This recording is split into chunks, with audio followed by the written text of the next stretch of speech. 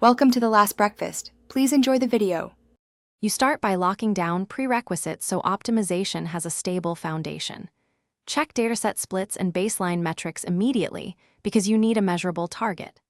Once done, validate GPU memory and set batch size and mixed precision to prevent OOMs. Next, fix deterministic seeds and enable concise logging and a quick validation loop. This gives you repeatable responses as you change the network. These first steps let you iterate confidently and avoid chasing noise. You now modify the model and training regimen to boost network performance. Start with architecture edits, reduce redundant depth or increase width, add residual paths or sparse attention where beneficial.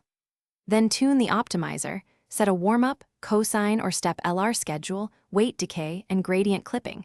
If memory constrained, use gradient accumulation 1/2 or full steps. Also apply sensible augmentations, label smoothing, dropout adjustments, and consider progressive input resizing.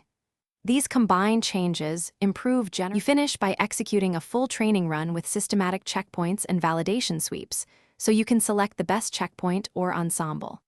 Once done, profile performance.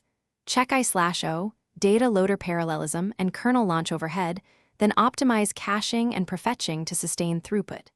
If results are unstable or diverging, first lower the learning rate by about 3 times, increase gradient clipping, and roll back the last architecture tweak.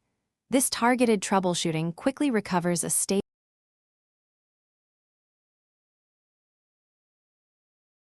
Thanks for watching. If this was helpful, leave a like and consider subscribing. See you next time.